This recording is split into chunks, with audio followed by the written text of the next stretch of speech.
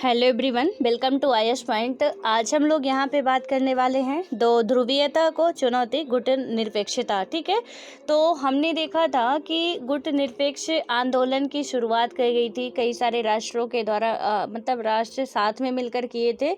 और इसका मतलब क्या था कि वहाँ पे वो ये करना चाह रहे थे कि हम ना तो अमेरिका में शामिल होंगे ना सोवियत संघ में शामिल होंगे, हम अलग रहेंगे। ठीक है, इसलिए उन्होंने आंदोलन किया था। पहले तो 5 कंट्रियां ही थी जिसमें अपना इंडिया भी शामिल था, बाद में अदर कंट्रियां भी उसमें शामिल होती गई, धीरे धीरे उसका विस्तार होता गया। ठीक है, वो सारी चीज़ें देखी थी हमने। देखा था कि कुछ यहाँ पे जो अभी शीत युद्ध के बारे में पढ़ रहे हैं कि क्या हुआ था, संधि की गई थी, यानी कि जो अमेरिका है और रशिया है उन दोनों के बीच में ही संधि हुई थी। वो 3 जो संधियां थी इनको आपको याद रखना है कि परमाणु परीक्षण प्रतिबंध संधि हुई थी, और परमाणु अप्रसार संधि पर, और यानी कि परमाणु प्रक्षेपास्त्र परिसीमन संधि भी हुई थी, यानी एंटी बैलिस्टिक मिसाइल जो ट्रीटी थी, ये संधियां हुई थी यहाँ पे। ठीक है, और इसके बाद यदि हम देखते हैं कि इन संधियों से ना सीधे से है कि आप जो अस्त्र शस्त्र हैं उनको लिमिट रूप में यूज करेंगे, एक लिमिट में। ऐसा नहीं कि आप इकट्ठा जमा लें बहुत सारी चीज़ें। और आज भी कहीं ना कहीं ये है, और इसमें कई सारे देश भी इन संधियों में शामिल हो चुके हैं कि हम परमाणु परीक्षण भी करना है तो विदाउट परमिशन आप नहीं कर सकते हो। क्योंकि देखिए, परमाणु बम मैंने आपको पहले ही बताया है, और आप जब साइंस एंड टेक पढ़ेंगे तो उसकी ताकत आप समझ पाएंगे कि कितना पावरफुल होता है। यानी कि एक परमाणु बम आप गिरा दो तो हिरोशिमा और नागासाकी की घटना से ही आपको पता चल जाएगा कि द्वितीय विश्व युद्ध कब रुकता है, जब हिरोशिमा और नागासाकी में परमाणु बम गिरा दिया जाता है। और जैसे ही परमाणु बम गिरता है वो दोनों के दोनों इलाके ही पूरे साफ हो जाते हैं। परमाणु बम इतना शक्तिशाली होता है।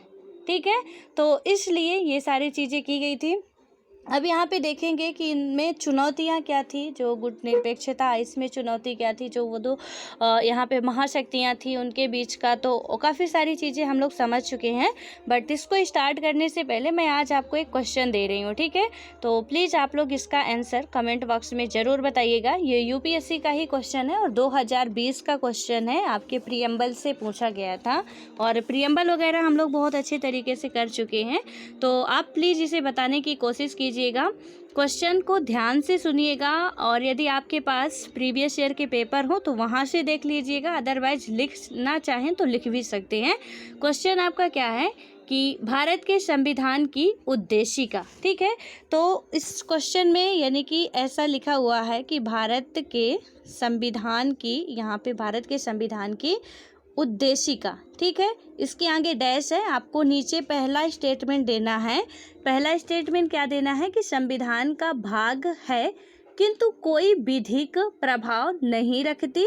और यानी कि इसमें क्या है कि जो भारत के संविधान की उद्देशिका है, बस इतना ऊपर ही लिखना है। ठीक है, और पहला स्टेटमेंट क्या कहता है कि संविधान का भाग है किंतु कोई विधिक प्रभाव नहीं रखती है। ठीक है, दूसरा स्टेटमेंट आपका कहता है कि संविधान का भाग नहीं है और कोई विधिक प्रभाव भी नहीं रखती है। ठीक है, हम लोगों ने केशवानंद बनाम भारती मामला वगैरह से सारी चीज़ें क्लियर किए हैं कि जो हमारी प्रीएम्बल है संविधान का पार्ट है, नहीं है, वो संवैधानिक मान्यता रखती है, विधिक प्रभाव उसका है, वो चीज़ें हम लोग क्लियर कर चुके हैं। ठीक है, इसे प्लीज़ ध्यान से सुनिएगा और बताने की कोशिश कीजिएगा।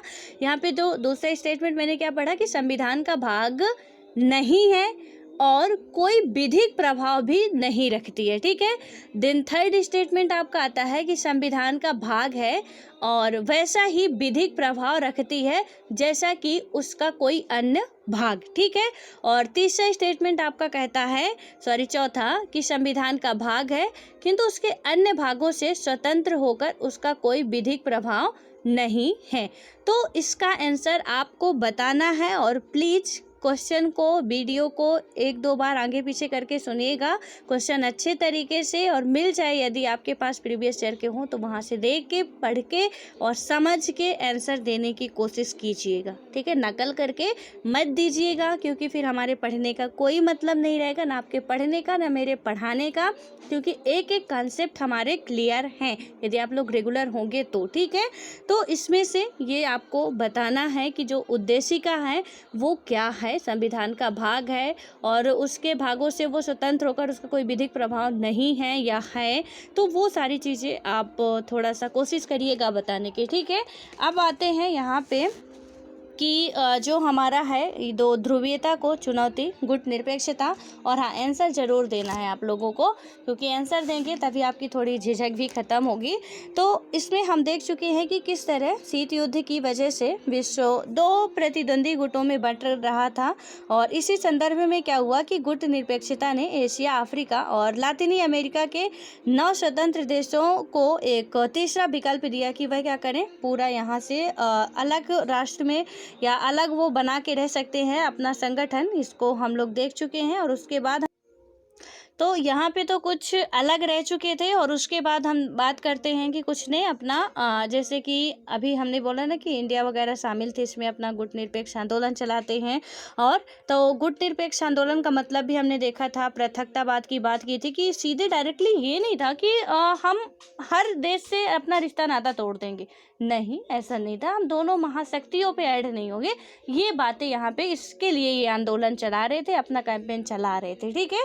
और उसके बाद अब हम देखेंगे कि वो पॉइंट हमारा क्लियर हो चुका था, इसलिए हम यहाँ पे बात करेंगे नव अंतर्राष्ट्रीय आर्थिक व्यवस्था क्या हुई थी, कैसे हुई थी। यहाँ पे जब भी युद्ध होता है सबसे ज़्यादा हानि किसकी होती है, हमारी जन धन की हानि बहुत ज़्यादा होती है, जन की भी हानि होती है और उससे कहीं ज़्यादा धन की हानि होती है, ठीक है। तो यहाँ पे अब देखेंगे कि जो नव अंतर्राष्ट्रीय आर्थिक व्यवस्था क्या रह गई थी, उसकी सिचुएशन अब क्या हो गई थी, क्या कहाँ तक वो मतलब कितना सफल थी, कितना असफल थी, वो सारी चीज़ें देखेंगे। यहाँ पे क्या हुआ कि गुट निरपेक्ष देश शीत युद्ध के दौरान महज मध्यस्थता करने वाले देश भर नहीं थे, और गुट निरपेक्ष आंदोलन में शामिल जो अधिकांश राष्ट्र थे, ठीक है। अब गुट निरपेक्ष आंदोलन का मतलब आप लोग समझ चुके हो, नहीं समझे तो प्लीज़ प्रीवियस वीडियो देखिए, यानी कि जो कल का वीडियो है आप उससे देखिए पहले, तब आपको समझ में आएगा, ठीक है। तो यहाँ पे जो गुट निरपेक्ष देश थे ना, मतलब आंदोलन में शामिल जो देशों की अल्प विकसित देश का दर्जा मिला था, यानी कि जिन्होंने भी गुट निरपेक्ष आंदोलन किया था वो अल्प विकसित देशों का दर्जा मिला था उन्हें, ठीक है। क्योंकि कुछ कंट्रियाँ जो हैं अल्प विकसित हैं, कुल विकसित है, कुछ विकासशील है अभी भी, ठीक है। तो इसमें कुछ उनको अल्प विकसित का दर्जा दिया गया था, और इन देशों के सामने जो मेन यहाँ पे चुनौती थी वो आर्थिक रूप से और ज़्यादा विकास करने तथा अपनी जनता को गरीबी से उभारने की थी, और नौ स्वतंत्र देशों की आज़ादी के लिहाज से भी आर्थिक विकास महत्वपूर्ण था। यहाँ पे सिर्फ एक वजह युद्ध नहीं था, ठीक है, ये भी आपको ध्यान रखना है कि एक वजह हमारी सिचुएशन इतनी खराब हुई तो युद्ध नहीं था, युद्ध के अलावा भी कई सारे वजह थे, क्योंकि हम औपनिवेशिक शासन यहाँ पे राज कर रहे थे, औपनिवेशिक सत्ता चल रही थी हर एक कंट्री पे, सिर्फ इंडिया बस में नहीं था ऐसा कि यूरोपीय आके यहाँ पे राज कर रहे थे। यूरोपीय को तो पूरा टारगेट ही बना था विश्व विजेता बनने का, और वो हर जगह नई नई चीज़ें खोजने के लिए गए, और इतने वो माइंडेड थे कि जहाँ भी गए वहाँ के लोगों को ही क्या बना दिया कि उन लोगों को फील होने लगा कि हम तो यहाँ के है ही नहीं, यही थे यहाँ के, ऐसा उन्होंने कर दिया हर जगह पे, चाहे वो अमेरिका हो, चाहे वो अफ्रीका हो, चाहे ऑस्ट्रेलिया हो, चाहे इंडिया हो, चाहे जापान हो, कोई भी कंट्री नहीं छोड़े हो, ठीक है। और उसके बाद क्या हुआ कि यहाँ पे मतलब नौ स्वतंत्र तभी है कि नौ स्वतंत्र जो कि उस टाइम पे आज़ाद हुए थे हर तरीके से, कि हम युद्ध से भी उभरे और यहाँ पे हमारा देश आज़ाद हो रहा। हमारा ही देश लीजिए, अपना इंडिया ही लीजिए कि 1945 में द्वितीय विश्व युद्ध समाप्त होता है और 1947 में हम आज़ाद होते हैं, और फिर शीत युद्ध की बात चलने लगती है, ठीक है। तो इससे क्या हुआ कि यहाँ पे उनका थोड़ा सा जो आर्थिक विकास पे ध्यान देना काफ़ी इम्पोर्टेंस हो गया था। बगैर टिकाऊ विकास के कोई देश सही मायनों में आज़ाद नहीं रह सकता, और उसे धनी देशों पर निर्भर रहना पड़ता है, और इसमें वह औपनिवेशिक देश भी हो सकता है जिसके राजनीतिक मतलब जिससे राजनीतिक आज़ादी हासिल की गई। और इसी समझ से क्या हुआ कि नव अंतर्राष्ट्रीय आर्थिक व्यवस्था की धारणा का जन्म होता है, ठीक है। और 1972 में संयुक्त राष्ट्र संघ के व्यापार और विकास से संबंधित सम्मेलन United Nations conference on trade and development यानी कि अंकटाड। कल हमने एक ऑर्गेनाइजेशन की बात की थी, वो था नाटो। ठीक है, नाटो का गोपाल जी के आंसर आया था, बिल्कुल राइट है कि ब्रुसेल्स में इसका हेडक्वार्टर है।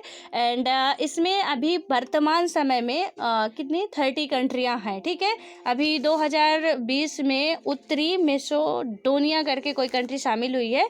तो इसमें कुल मिला के कितनी कंट्रियां हो चुकी हैं आपको, उत्तरी मेसिडोनिया, ठीक है, 2020 में ही शामिल हुई है नाटो के संगठन में।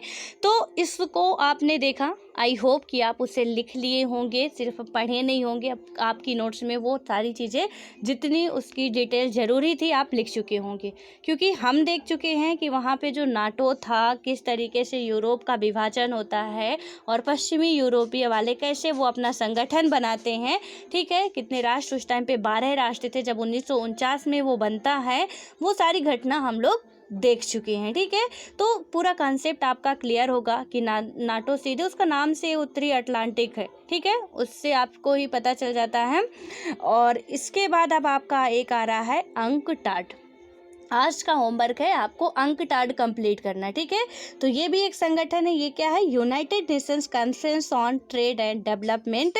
इसे आप क्या कहते हैं, ये 1972 में संयुक्त राष्ट्र संघ के व्यापार और विकास से संबंधित सम्मेलन था। ठीक है, तो इसको आपको पूरा डिटेल इसका पढ़ना है पूरा। और एक नेशनल और इंटरनेशनल ऑर्गेनाइजेशन की प्लीज़ आप स्टेपलर कर लीजिए, या कुछ भी 10-15 पेज की ना वो अलग से कर लीजिए। ज़्यादा होगा कि आप जितनी चीज़ें अलग अलग करेंगे आपको ही पढ़ने में आसानी होगी।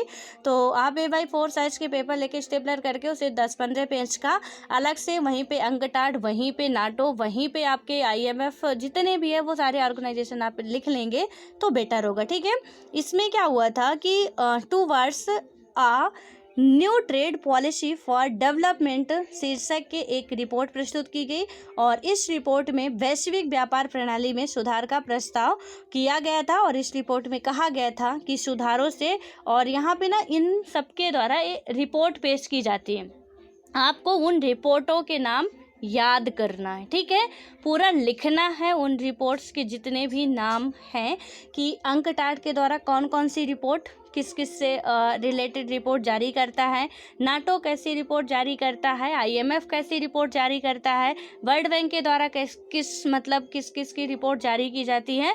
वो चीज़ें आप वहीं पे मेंशन करेंगे और उसे रट्टा मारेंगे। ठीक है, समझ में आए तो ठीक है, नहीं आए तो ठीक है, लेकिन रट्टा जरूर मारेंगे आप लोग।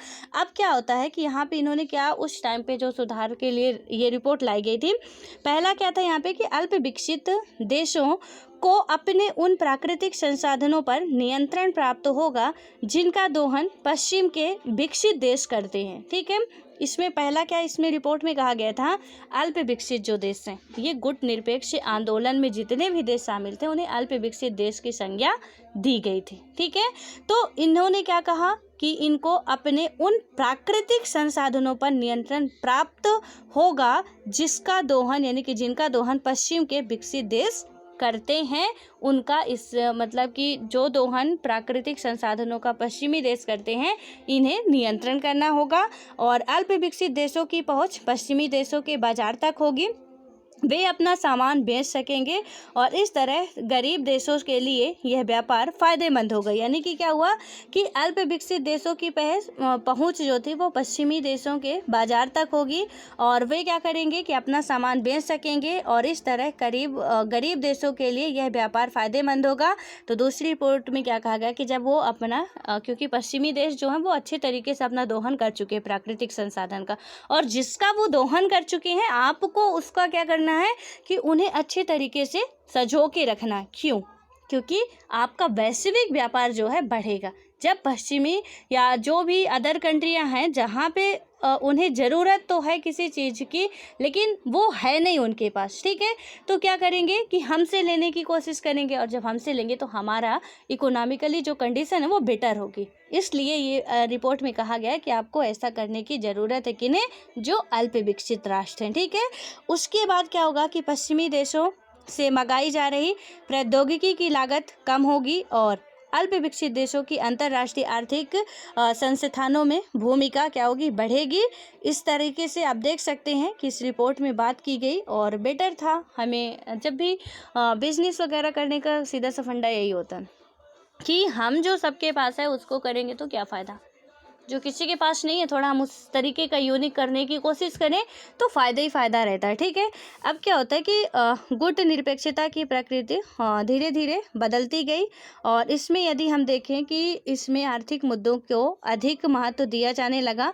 बेलग्रेड में हुए पहले सम्मेलन 1961 में क्या हुआ कि आर्थिक मुद्दे ज़्यादा महत्वपूर्ण नहीं थे। बेलग्रेड में जब सम्मेलन होता सबसे पहले तो यहाँ पे आर्थिक मुद्दे जो थे वो ज़्यादा महत्वपूर्ण नहीं थे। स्टोरी को प्लीज़ आप समझिएगा तो ही सारी चीज़ें क्लियर हो पाएंगी। उसके बाद क्या हुआ कि 1970 के दशक के मध्य तक आर्थिक मुद्दे प्रमुख हो उठे। पहले तो नहीं था कि आर्थिक मुद्दों की कोई ज़रूरत ही नहीं थी इतनी ज़्यादा, लेकिन धीरे धीरे क्या हुआ जब पता चला कि भैया हम तो पूरे तरीके से लुट गए, हम ही नहीं पूरा विश्व ही यहाँ पे बिल्कुल भूखमरी के कगार पे आ जाएगा, तो फिर आर्थिक मुद्दों की बात की गई और ये एक इम्पॉर्टेंट मुद्दा बन गया। ठीक है, और उसके बाद इसके परिणाम स्वरूप गुट निरपेक्ष आंदोलन आर्थिक दबाव समूह बन गया और सन 1980 के दशक के उत्तरार्ध तक 9 अंतर्राष्ट्रीय आर्थिक व्यवस्था को बनाए चलाए रखने के प्रयास मंद पड़ गए और इसका जो मुख्य कारण था, रीजन था, वो क्या था, विकसित देशों द्वारा किया जा रहा तेज विरोध। ठीक है, मेन रीजन क्या था कि ये ठप्प पड़ते जा रहे थे जो विकसित देश थे। अभी मैंने देशों की कैटेगरी आपको बताई कि कुछ राष्ट्र विकसित होते हैं, ठीक है, कुछ राष्ट्र विकासशीलों की श्रेणी में रखे जाते हैं, कुछ अल्प विकसित होते हैं। ठीक है, यहाँ पे किसके द्वारा कि विकसित देशों के द्वारा विरोध तेजी से किया जा रहा था और विकसित देश एक सुर में विरोध कर रहे थे, जबकि गुट निरपेक्ष देशों को इस विरोध के बीच अपनी एकता बनाए रखने के लिए जी तोड़ मेहनत करनी पड़ रही थी। कि जो गुट निरपेक्ष आंदोलन उनका चल रहा है, इसमें इतनी सारी बातें हो चुकी हैं, अंकटाड की रिपोर्ट में भी ये बातें कही जा चुकी हैं इनके फ़ायदे के लिए। तो जो डेवलप कंट्री थी वो यहाँ पे उनका विरोध करने लगी। क्यों करने लगी? क्योंकि विरोध उन्हें लगा कि यदि हम नहीं करेंगे विरोध तो क्या होगा कि एक टाइम पे ये डेवलप कंट्री के रूप में परिवर्तित हो जाएंगे और हम क्या हो जाएंगे, अनडेवलपिंग कंट्री के रूप में आ जाएंगे, हम अल्प विकसित कंट्री के श्रेणी में गिने जाने लगेंगे और इसलिए उन्होंने अपना विरोध शुरू कर दिया। अब थोड़ा सा हम बात करते हैं भारत और शीत युद्ध। हम अभी इंडिया के निवासी हैं और यदि विश्व में ऐसी घटना घट रही है तो हम क्यों पढ़ रहे हैं? तो इसलिए ये ना आप लोगों के मन में शंका रहे, डाउट रहे। खैर, आपको सिलेबस यदि पता होगा तो आप बिल्कुल ऐसा नहीं सोचेंगे, और कोई सोच भी रहे हैं तो ये अभी समझ में आ जाएगा कि भारत और शीत युद्ध पढ़ेंगे तो सारे और भी जो डाउट हैं वो क्लियर हो जाएंगे। ठीक है, अब क्या होता है यहाँ पे कि गुट निरपेक्ष आंदोलन के नेता के रूप में शीत युद्ध के दौर में भारत ने 2 स्तरों पर अपनी भूमिका निभाई है। वो कैसे? एक स्तर पर क्या किया कि भारत ने सजग और सचेत रूप से अपने को दोनों महाशक्तियों की खेमेबंदी से अलग रखा। जो हमने देखा था कि गुट निरपेक्ष बना लिया, भारत शामिल था उसमें। जब 5 राष्ट्र मिलकर गुट निरपेक्ष आंदोलन चलाते हैं तो नेहरू जी भी शामिल थे, पहले ही हम लोग देख चुके हैं। तो यहाँ पे सबसे बड़ी बात इन्होंने किया कि दोनों महाशक्तियों से, क्योंकि उसमें ये था ना कि आपको शामिल होना है, लेकिन आपने आंदोलन कर दिया कि हमें नहीं होना है। ठीक है, तो जब हम आंदोलन कर दिए तो कोई अब हमसे ज़बरदस्ती कर भी नहीं सकता था और ये नहीं हुई। दूसरा क्या था कि भारत ने उपनिवेशों से के चंगुल से मुक्त हुए 9 स्वतंत्र देशों के महाशक्तियों के खेमे में जाने के का पुरजोर विरोध किया और उसके बाद अब भारत की नीति ना तो नकारात्मक थी और ना ही निष्क्रियता थी। ठीक है, यानी कि भारत जो था हमारा थोड़ा मिडिल पाथ में ज़्यादा चलता है। यहाँ पे ना तो उसकी इतनी ज़्यादा थी कि बिल्कुल ही नेगेटिव थी, ना तो ऐसा ही था कि वो इसमें सक्रिय ही नहीं है, कि वो भारत से कोई मतलब ही नहीं है इन सब चीज़ों से, ऐसा भी नहीं था। ठीक है, तो नेहरू ने क्या किया कि विश्व को याद दिलाया कि गुट निरपेक्षता कोई पलायन की नीति नहीं है, जो गुट निरपेक्षता था वो हम पहले ही देख चुके, कोई पलायन की नीति नहीं, हम अलग अलग राष्ट्रों से अलग हो जाएंगे, ऐसा कोई नहीं था, ठीक है। और यहाँ पे इसके विपरीत भारत शीत युद्ध कालीन प्रतिद्वंदिता की जकड़ ढीली करने के लिए अंतर्राष्ट्रीय मामलों में सक्रिय रूप से हस्तक्षेप करने के पक्ष में था। और भारत ने क्या किया कि दोनों गुटों के बीच मौजूद मतभेदों को कम करने की कोशिश की और इस तरह उसने इन मतभेदों को पूर्णव्यापी युद्ध का रूप लेने से क्या किया, यहाँ पे कहीं ना कहीं इसको रोका, ठीक है। और भारत के राजनयिकों और नेताओं का उपयोग अक्सर शीत युद्ध के दौर के प्रतिद्वंदियों के बीच संवाद कायम करने तथा मध्यस्थता करने के लिए हुआ। और मिसाल के तौर पर 1950 के दशक के शुरुआती सालों में क्या हुआ, कोरियाई युद्ध के दौरान, ठीक है। यहाँ पे यदि हम बात करें कि याद रखना यह जरूरी है कि भारत ने क्या किया कि गुट निरपेक्ष आंदोलन में शामिल अन्य सदस्यों को भी ऐसे कामों में संलग्न रखा, ठीक है। वो खुद तो पार्टिसिपेट किया लेकिन लोगों को भी यहाँ सजग करने के लिए, उसमें शामिल करने के लिए इसने वहाँ पे काफ़ी रोल निभाया है। और उसके बाद हम देखें कि जो दो महाशक्तियों के बीच भी कहीं ना कहीं उन्होंने सुलह मशवरा की बात की है, ठीक है, कोशिश किया है उन्होंने कि यहाँ के जो दोनों के बीच में समस्याएं हैं उसे हम अच्छे तरीके से मतलब होता है ना कि एक मध्यस्थ की ज़रूरत होती है, उसमें से भारत भी अपना एक था, नेहरू जी भी वहाँ पे शामिल थे। और यहाँ पे देखें कि जो गुट निरपेक्ष आंदोलन में भी शामिल राष्ट्र थे तो उन्हें तो एक तो सजग करना कि आप इसमें शामिल हो, देन सेकंड बात कि वो ये ना भूल जाएं कि गुट निरपेक्ष में शामिल हो गए तो अब किसी से हमें मतलब नहीं रह गया, ये नहीं था बिल्कुल भी उनका मतलब। वो हमेशा यही याद दिलाने की अपना भारत जो भूमिका निभा रहा था कि भाई यहाँ पे हम क्या है, किसी से भी अपना नाता रिश्ता नहीं तोड़ेंगे, ये बात इसमें आती है। और शीत युद्ध के दौरान क्या हुआ कि भारत ने लगातार उन क्षेत्रीय और अंतर्राष्ट्रीय संगठनों को सक्रिय बनाए रखने की कोशिश की जो अमेरिका अथवा सोवियत संघ के खेमे से नहीं जुड़े थे। और नेहरू ने स्वतंत्र और परस्पर सहयोगी राष्ट्रों के एक सच्चे राष्ट्र कुल के ऊपर गहरा विश्वास जताया जो शीत युद्ध को खत्म करने में ना सही पर उसकी जकड़ ढीली करने में ही सकारात्मक भूमिका निभाए हैं। और उसके बाद कुछ, क्योंकि इसमें सीधे से कि वो ख़त्म तो नहीं कर सके लेकिन एक पॉजिटिव यहाँ पे उनका रोल रहा है, ठीक है। और कुछ लोगों ने क्या किया कि माना कि गुट निरपेक्षता अंतर्राष्ट्रीयता का एक उदार आदर्श है लेकिन यह आदर्श भारत के वास्तविक हितों से मेल नहीं खाता है, ठीक है। यदि भारत की हम रियलिटी देखें कहीं ना कहीं इससे मेल नहीं खाता है। और गुट निरपेक्षता की नीति ने कम से कम दो तरह के से भारत का प्रत्यक्ष रूप से हित साधन किया है। वो दो तरह कौन कौन से थे, तो जो जहाँ पे भारत को मेनली फ़ायदा हुआ है, पर्टिकुलर एक कंट्री को, यानी कि हमारे इंडिया को जो फ़ायदा हुआ मेन इससे कि गुट निरपेक्षता में शामिल होने से या इसमें इतना सारा कुछ टाइम वेस्ट करने से क्या फ़ायदा हुआ, तो इसमें से पहला जो आता है कि पहली बात तो यह है कि गुट निरपेक्षता के कारण भारत ऐसे अंतर्राष्ट्रीय फैसले और पक्ष ले सका जिससे उसका हित सधता हो, मतलब सधता होता हो, ना कि महाशक्तियों और उनके खेमे के देशों का, ठीक है। कि गुट निरपेक्षता में शामिल होने के बाद भारत के पास कहीं ना कहीं वो शक्ति आ गई कि वो ऐसे डिसीजंस ले सके जहाँ पे उसका खुद का फ़ायदा होता हो, ना कि किसी महाशक्तियों के कोई राष्ट्र का। देन सेकंड आता है, दूसरे, भारत हमेशा इस स्थिति में रहा कि एक महाशक्ति उसके खिलाफ जाए तो वह दूसरी महाशक्ति के करीब आने की कोशिश करे। अगर भारत को महसूस हो कि महाशक्तियों में से कोई उसकी अनदेखी कर रहा है या अनुचित दबाव डाल रहा है तो वह दूसरी महाशक्ति की तरफ क्या होगा, यहाँ पे अपना रुख कर सकता था। दोनों गुटों में से कोई भी भारत को लेकर ना तो बेफिक्र हो सकता था और ना ही धौंस जमा सकता था। यहाँ पे भारत का क्या था कि एक तो था कि वो खुद पे डिसीजन लेने के लिए कि यहाँ पे कुछ ऐसे जगह थे जहाँ पे वो उसके थोड़ा सा फ़ायदा हुआ। देन सेकंड ये हुआ कि भारत इस फिराक में था, अपना इंडिया जो था, कि यहाँ पे कोई भी ना थोड़ा सा भी हमारे से क्या कर दे, बुरा कर दे, ठीक है। कि हमें भारत को ऐसा लगा कि हम खुद इस दुश्मन नहीं बनेंगे। वो होता है ना कि हम खुद वार नहीं करेंगे लेकिन बाद में कोई यदि किसी ने हमें पुश भी कर दिया तो हम उसके बिना जान लिए छोड़ेंगे नहीं, यानी कि आगे से हम किसी पे हथियार नहीं उठाएंगे और पीछे किसी की जान बख्शेंगे भी नहीं। तो यही भारत का रोल था कि ना तो हम अमेरिका में शामिल होंगे, ना तो सोवियत संघ में शामिल होंगे। अब इन दोनों में से कोई भी क्या करता है कि हमें दिखा कि सोवियत संघ हमारे खिलाफ जा रहा है या हमसे ज़बरदस्ती करने की कोशिश कर रहा है, तो हम अमेरिका में मिल जाएंगे, या अमेरिका हमसे ज़बरदस्ती करने की कोशिश करेगा या हमारे खिलाफ कुछ षड्यंत्र रचेगा तो हम सोवियत संघ में मिल जाएंगे, क्योंकि हमारे पास बहाना हो जाएगा। अभी तो दोनों में से कोई भी जो राष्ट्र है, महाशक्तियां हैं, तो उनसे कोई रिएक्शन एक्शन कुछ आ ही नहीं रहा हमारे पास, ठीक है। तो उससे फिर क्या होगा ना कि हम द्रोही होंगे कि हमने क्या किया। जब दोनों ही कंट्रियां थी तो फिर हमने ऐसा क्यों किया कि हम सोवियत संघ में मिल गए या अमेरिका में मिल गए, तो हम द्रोही होंगे, और हम द्रोही बनना नहीं चाहते थे। आज नहीं, कभी भी।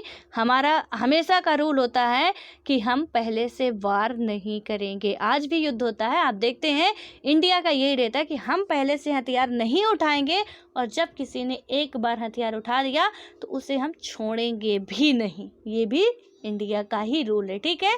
तो यही पहले से ही वो अपना के चल रहे थे। और इसमें क्या हुआ, ये दो कह सकते हैं आप कि थोड़ा सा अच्छा था इंडिया के लिए, ठीक है। और भारत की गुट निरपेक्षता की नीति की कई कारणों से आलोचना की गई, और हम यहाँ ऐसी आलोचनाओं की भी चर्चा करेंगे कि कुछ इनका आलोचना भी हुआ था। तारीफ़ हर जगह अच्छी नहीं होती है। अब आलोचना क्या की गई ये भी देखते हैं। पहला क्या था कि आलोचकों का एक तर्क यह है कि भारत की गुटनिरपेक्षता सिद्धांत विहीन है। कहा जाता है कि भारत अपने राष्ट्रीय हितों को साधने के नाम पर अक्सर महत्वपूर्ण अंतर्राष्ट्रीय मामलों पर कोई सुनिश्चित पक्ष लेने से वो बचता रहा। यानी कि क्या हुआ कि जो आलोचक तर्क क्या देते हैं कि भारत की गुट निरपेक्षता सिद्धांत विहीन थी, कोई उसका सिद्धांत ही नहीं था, ठीक है। और यहाँ पे मतलब इसमें कहा जाता है कि भारत अपने राष्ट्रीय हितों को साधने के नाम पर अक्सर महत्वपूर्ण अंतर्राष्ट्रीय मामलों पर कोई सुनिश्चित पक्ष लेने से क्या करता रहा है, बचता रहा है। और ये कहीं ना कहीं इसके इंडिया के उसमें देखें तो जो वो सोचते थे कि अंतर्राष्ट्रीय स्तर पर हम डायरेक्टली द्रोही नहीं बनना चाहता था ये, ठीक है। और यही आलोचक कह रहे हैं कि वो तो सीधे सामने आके बोल ही नहीं पा रहा था, भले ही शामिल था फिर भी ये अपना बचाव करता रहता था। और दूसरा क्या है कि भारत के व्यवहार में स्थिरता नहीं रही, और कई बार भारत की स्थिति विरोधाभासी रही है। और महाशक्तियों के खेमे में शामिल होने पर दूसरे देशों की आलोचना करने वाले भारत ने स्वयं सन 1971 के अगस्त में सोवियत संघ के साथ अपनी मित्रता की संधि पर हस्ताक्षर किए। जब 1971 की घटना यहाँ पे हुई, 1971 में बांग्लादेश क्या हुआ था, बांग्लादेश में काफ़ी ज़्यादा समस्याएं चल रही थी। भारत और बांग्लादेश का लड़ाई 1971 में ही बांग्लादेश नया राष्ट्र बना था, ठीक है। यहाँ पे भारत ने क्या किया, उसका साथ दिया था, और सोवियत संघ भारत का साथ दिया था, ठीक है। भारत ने क्या किया कि 1971 में सोवियत संघ के साथ हो गया। सोवियत संघ ने भारत की बहुत हेल्प की, आप कई बार सुने भी होंगे। तो ये सोवियत संघ के साथ हस्ताक्षर कर लेता है, जबकि हम अभी जस्ट पढ़े कि वो किसी पे नहीं शामिल होना चाह रहा था, किसी पे नहीं शामिल होना चाह रहा था। और गुट निरपेक्ष आंदोलन का मतलब क्या था कि हम किसी में नहीं शामिल होंगे, लेकिन इंडिया ने क्या किया, 1971 के आते आते ये शामिल हो गए, किसमें, सोवियत संघ में। तो इसमें ये आलोचक का कहना, जो कथन है कि ये महाशक्तियों के खेमे में शामिल होने के जो विरोध में थे वो खुद ही जाके उसमें शामिल हो जाते हैं, हस्ताक्षर करते हैं।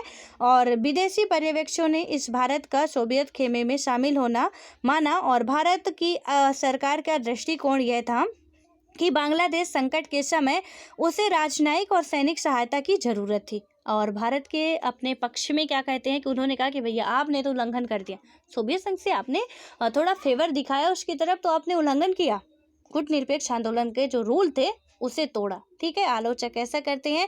लेकिन जो भारत सरकार अपना दृष्टिकोण बताती है कि उनका दृष्टिकोण क्या था कि बांग्लादेश संकट के समय उसे राजनयिक और सैनिक सहायता की जरूरत थी, और यह संधि उसे संयुक्त राज्य अमेरिका सहित अन्य देशों से अच्छे संबंध बनाने से नहीं रोकती, ठीक है। तो ये जो होता है यहाँ पे, क्योंकि उस टाइम पे आज हम बात कर रहे हैं, देखिए राजनीति कैसे बदलती है। एक टाइम था जब अमेरिका हमारा अच्छा खासा दुश्मन था, अमेरिका पाकिस्तान की हेल्प करता था लेकिन इंडिया की नहीं करता था। हम पढ़ेंगे अभी आगे, बिल्कुल परेशान नहीं होना आपको। वो सारी चीज़ें भी हम लोग देखेंगे कि जो अमेरिका था वो जब विभाजन हो जाता है, जितने भी वहाँ के राष्ट्रपति थे पाकिस्तान का बहुत फेवर करते थे, लेकिन इंडिया के बहुत ज़्यादा सख्त खिलाफ में रहते थे। इंडिया को ये डर रहता था कि भैया पाकिस्तान के साथ कुछ किए तो ये अमेरिका कहीं पीछे से हमला ना कर दे, ठीक है। लेकिन यहाँ पे सोवियत संघ उस टाइम पे हम तभी कहते हैं कि वो हमारा मित्र राष्ट्र है, वो हमारी बहुत सी मदद करता है। यहाँ पे जब बांग्लादेश में संकट आता है तब भी यहाँ पे जो भी राजनयिक शक्तियाँ, सैन्य शक्तियों की ज़रूरत थी, हमें सोवियत संघ से मिलती हैं। तो भारत तो ये कहता कि हमने बस एक हेल्प ली है, क्योंकि अमेरिका तो देने वाला नहीं था, ठीक है। उसके बाद क्या हुआ कि गुट निरपेक्षता की नीति शीत युद्ध के संदर्भ में पनपी थी। और दूसरे अध्याय में हम लोग और अच्छे तरीके से पढ़ेंगे कि सन 1990 के दशक के शुरुआती वर्षों में शीत युद्ध का अंत और सोवियत संघ का विघटन हुआ, और इसके साथ ही एक अंतर्राष्ट्रीय आंदोलन और भारत की विशेष विदेश नीति की मूल भावना के रूप में गुट निरपेक्षता की जो प्रासंगिकता तथा प्रभावकारिता से मतलब में क्या हुआ कि थोड़ी बहुत इसमें कमी आई। और इसके बाद हम देखें यहाँ पे कि ताकत बन सकते थे, और गुट निरपेक्षता का आशय है कि गरीब और विश्व के बहुत छोटे देशों को भी किसी महाशक्ति के पिछगु, ठीक है, पिछलग्गु, ये पिछलग्गु यानी कि पीछे बनने की ज़रूरत नहीं है, और ये देश अपने स्वतंत्र विदेश नीति अपना सकते हैं। यह आंदोलन मौजूदा असमानताओं से निपटने के लिए एक वैकल्पिक विश्व व्यवस्था बनाने और अंतर्राष्ट्रीय व्यवस्था को लोकतंत्र धर्मी बनाने के संकल्प पर भी टिका है। अपने आप में ये विचार बुनियादी महत्व के हैं, और शीत युद्ध की समाप्ति के बाद भी ये क्या थे, प्रासंगिक थे, ठीक है। कि शीत युद्ध का जो था वो समाप्त भी हो जाता है, लेकिन ये कहीं ना कहीं प्रासंगिक थे। और इसके बाद थोड़ा सा यहाँ पे आपको जो लिखा गया है सीमित परमाणु परीक्षण, इसको थोड़ा सा बात कर ही लेते हैं। इसमें क्या क्या है, जो सीमित परमाणु परीक्षण संधि थी किसके किसके बीच में हुई थी, ये भी आपको याद रखना, ठीक है। अमेरिका और सोवियत संघ, पहले उसे आप रसिया नहीं कहते थे, ये बिल्कुल अपने दिमाग में बैठा लीजिए। और जब शीत युद्ध की घटना लिखोगे आप तो रसिया नहीं लिखोगे, ये हम कल भी बताए हैं, आज भी आपको बता रहे हैं कि हमें ऐसी गलतियां नहीं करनी है कि हम शीत युद्ध का दौर लिख रहे हैं, उसका आंसर लिख रहे हैं, तो हमें सोवियत संघ ही लिखना पड़ेगा। भले ही आप कोष्टक में वर्तमान रसिया लिखो, लेकिन सोवियत संघ का ही यूज करना पड़ेगा, ठीक है। इसमें देखते हैं इन दोनों के बीच संधि हुई थी। पहली संधि जो थी सीमित परमाणु परीक्षण संधि, प्लीज़ आप इसके यदि इम्पोर्टेंट लगे, है इम्पोर्टेंट, आपके हाथों में दर्द ना हो तो आप इसे नोट कर लीजिएगा, ठीक है। यहाँ पे जो सीमित परमाणु संधि थी यानी कि एलटीबीटी इसका शॉर्ट फॉर्म है। यहाँ पे क्या होता है, वायुमंडल, बाहरी अंतरिक्ष तथा पानी के अंदर परमाणु हथियारों के परीक्षण पर प्रतिबंध लगाने वाली इस संधि पर अमेरिका, ब्रिटेन तथा सोवियत संघ ने मॉस्को में 5 अगस्त 1963 को हस्ताक्षर किए, और यह संधि 10 अक्टूबर 1963 से प्रभावी हो गई। कब इन्होंने हस्ताक्षर किया, पॉइंट वाइज आपको लिख लेना, पूरा पैराग्राफ नहीं लिखना। कि ये जो सीमित परमाणु परीक्षण संधि हुई थी एलटीबीटी, तो इसका मतलब क्या था, थोड़ा ये इंग्लिश में ही लिखना बेटर होगा, ठीक है। एलटीबीटी तो ज़्यादा अच्छे से समझ में आएगा। तो वायुमंडल में या तो बाहरी अंतरिक्ष तथा पानी के अंदर अब परमाणु हथियार जो हैं तो उनके परीक्षण पर प्रतिबंध लगाना है, ठीक है। कि बिना दूसरे कंट्री से अनुमति लिए आप परीक्षण नहीं करेंगे, ना तो वायुमंडल में करेंगे, ना बाहरी अंतरिक्ष में करेंगे, और ना ही पानी के अंदर करेंगे, ठीक है। ये तीनों ही प्लेस आप याद रखिएगा। तो ज़्यादा नहीं, बस ऐसे ही आप थोड़ा सा फ्लो चार्ट में लिख लीजिए, वायुमंडल और उसके बाद बाहरी अंतरिक्ष और यहाँ पे पानी के अंदर परमाणु परीक्षण प्रतिबंध, ठीक है, उतना आपको लिखना है। कब ये हुआ था, 10 अक्टूबर 1963 को ये प्रभावी हो चुका था। दूसरा आता है परमाणु अप्रसार संधि यानी कि NPT।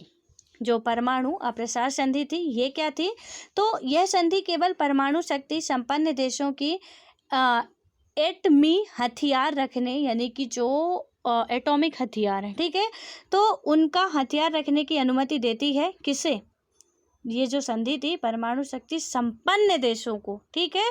तो इसमें क्या हुआ कि एटमी हथियार रखने की वो अनुमति देती है और बाकी देशों को ऐसे हथियार हासिल रखने यानी कि करने से रोकती है। परमाणु अप्रसार संधि के उद्देश्य को ध्यान में रखते हुए उन देशों को परमाणु शक्ति से संपन्न देश माना गया है जिन्होंने क्या किया है कि 1 जनवरी 1967 से पहले किसी परमाणु हथियार अथवा अन्य विस्फोटक परमाणु सामग्रियों का निर्माण और विस्फोट किया हो। और इस परिभाषा के अंतर्गत 5 देशों अमेरिका, सोवियत संघ यानी कि बाद में रूस, वर्तमान में आप रूस कहेंगे, और ब्रिटेन, फ्रांस और चीन को परमाणु शक्ति से संपन्न माना गया है। इस संधि पर 1 जुलाई 1968 को वाशिंगटन, लंदन और मॉस्को में हस्ताक्षर हुए और यह संधि 5 मार्च 1970 से प्रभावी हुई और इस संधि को 1995 में अनियत काल के लिए बढ़ा दिया गया, ठीक है, कि इसे 1970 में ये प्रभावी होती है और 1995 तक इसे लॉन्ग टाइम तक बढ़ा दिया जाता है। तो ये कौन थी, यहाँ पे आप थोड़ा सा इसे फिर इसको भी आप फ्लो चार्ट में ही बना के लिख लीजिएगा कि ये संधि जो हुई थी तो किसे परमाणु हथियार रखने की इजाज़त देती थी, जो पहले से परमाणु संपन्न देश होंगे। परमाणु संपन्न देश का मतलब क्या है, परमाणु संपन्न देश आप यहाँ पे लिखेंगे और इसे ऐसे करके लिख लेंगे कि परमाणु संपन्न देश का मतलब क्या है कि 1967 से पहले किसी भी परमाणु हथियार अथवा अन्य विस्फोटक परमाणु का निर्माण किया हो, परीक्षण किया हो, उसे परमाणु मतलब कि यहाँ पे हम देखेंगे कि परमाणु संपन्न देश की संज्ञा दी जाएगी और उसके पास ये हथियार रखने की भी अनुमति दी जाएगी। और यहाँ पे 5 कंट्रियाँ ऐसी थी जो कि उस टाइम पे थी और उन्हें दिया गया, अमेरिका, सोवियत संघ, ब्रिटेन, फ्रांस और चीन, ठीक है। अभी तो पाकिस्तान के पास भी परमाणु हथियार है, इंडिया के पास भी परमाणु हथियार हैं, वो सारी घटनाएं अब क्योंकि यहाँ पे जो टाइम थोड़ा सा क्योंकि दीर्घकालीन तक बढ़ा दी गई थी, इसका कुछ संशोधित भी हुआ और बाद में अब यहाँ पे दिया गया। लेकिन पहले का जो टारगेट था जब बनी थी कि वही परमाणु हथियार रखेंगे जो परमाणु परीक्षण पहले से परमाणु का निर्माण कर चुके होंगे, विस्फोट कर चुके होंगे, उन्हीं को रखने को दिया जाएगा। ये किसके तहत था, परमाणु अप्रसार संधि यानी कि NPT के तहत बात की गई थी, ठीक है। अब आता है सामरिक अस्त्र परिसीमन वार्ता पहला। इसमें क्या हुआ था, strategic arms limitation task salt first यानी कि स्लॉट फर्स्ट। और इसमें क्या हुआ था कि सामरिक अस्त्र परिसीमन वार्ता का पहला चरण सन 1969 के नवंबर में आरंभ हुआ। सोवियत संघ के नेता लियोनिड ब्रेजनेव और अमेरिका के राष्ट्रपति रिचर्ड निक्सन ने मॉस्को में 26 मई 1972 को निम्नलिखित समझौते पर दस्तखत किए।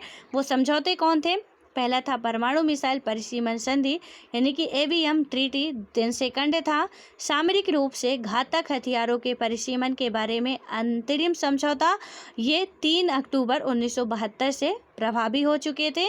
और दूसरा जो सामरिक अस्त्र परिसीमन है यहाँ पे हुआ था कि 1972 के नवंबर महीने में ये शुरू हुआ और अमेरिकी राष्ट्रपति जिमी कार्टर, जो पहले में हुआ वो कौन थे, अमेरिका के राष्ट्रपति थे रिचर्ड निक्सन थे, ठीक है।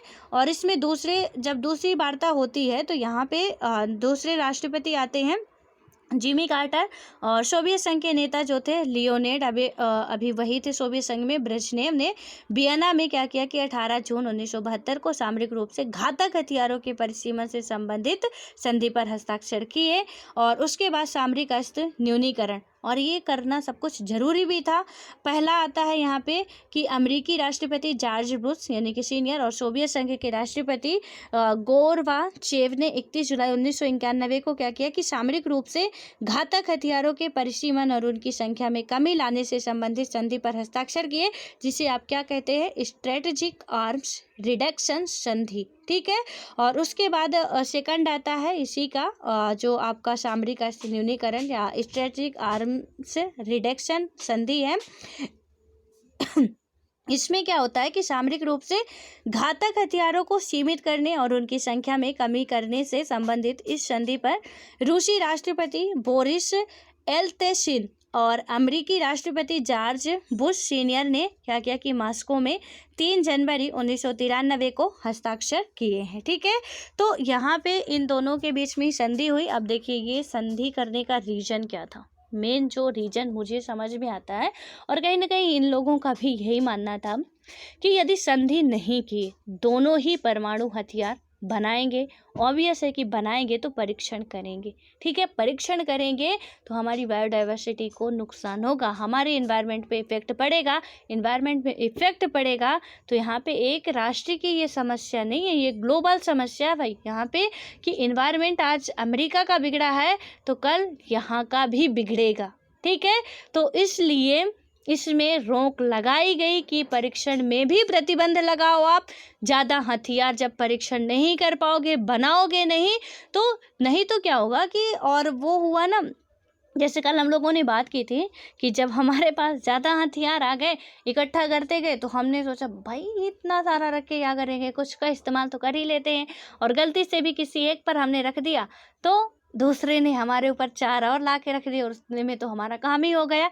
इसलिए इसे थोड़ा सा कंट्रोल किया गया कि यदि इतना ज़्यादा मतलब बनाते रहेंगे ये लोग, स्टोर करते रहेंगे, तो उसका यूज करने की कोशिश करेंगे। नॉर्थ कोरिया क्या करता है, आए दिन दाग देता है, मिसाइलें वो दागता रहता है, ठीक है।